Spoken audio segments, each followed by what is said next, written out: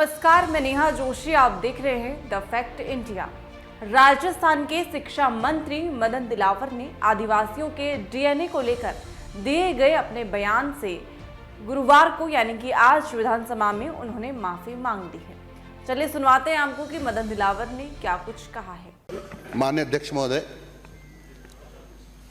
मैं ये जानता हूँ और मुझे पता भी है क्योंकि मैंने मेरे परिवार वालों से पूछा था, तो मैं खुद आदिवासी हूँ। क्योंकि मेरे पिताजी शाहबाद के शहरी क्षेत्र में, मेरे दादाजी वगैरह सब सीताबाड़ी के जंगलों में निवास करते थे, वहीं उनका मकान था और इसलिए आदिवासी समाज के लिए मेरे मन में बहुत सम्मान का भाव है। मैं ये भी जानता हूँ कि महाराणा प्रताप जी स्वतंत्रता बरकरार रखने के लिए लड़ाई लड़ी अकबर से, तो आदिवासियों ने ही उनका सहयोग किया और उनके साथ देने से उनको सफलता प्राप्त हुई। मैं ये भी जानता हूं कि भगवान राम जब वनवास गए तब उनको सहयोग करने वाले आदिवासी थे और भगवान राम ने जाकर के सबरी माँ के घर पर जाकर के झूठे बेर खाए।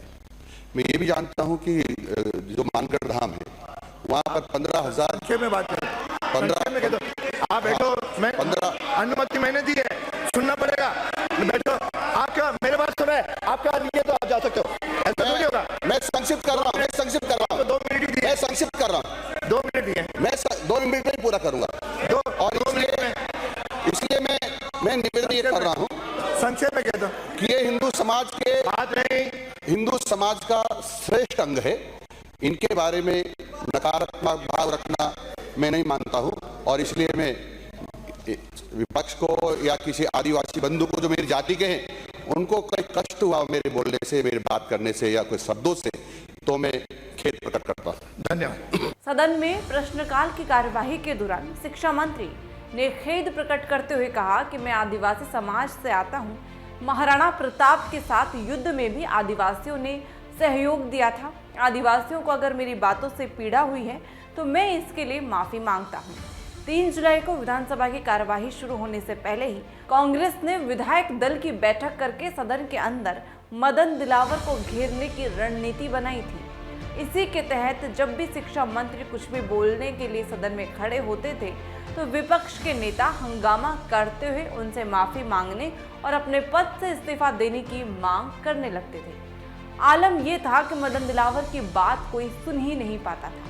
आज भी ऐसा ही हुआ। विधानसभा की कार्यवाही शुरू होते ही शिक्षा मंत्री ने जैसे ही बोलना चाहा तो कांग्रेस के नेताओं ने हंगामा वे करने लगे।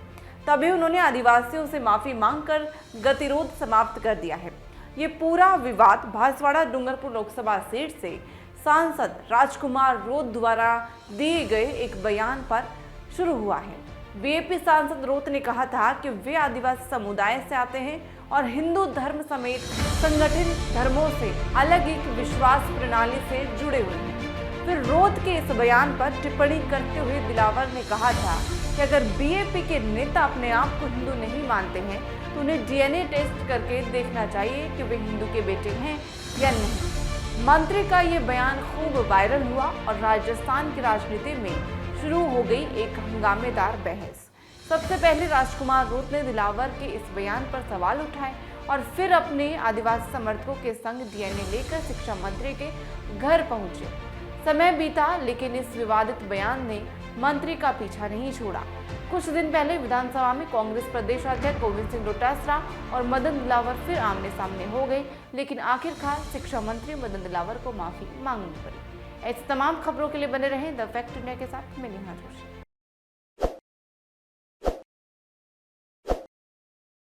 ताज़ा खबरों के लिए विजिट करें द फैक्ट इंडिया की वेबसाइट और डाउनलोड करें द फैक्ट इंडिया ऐप।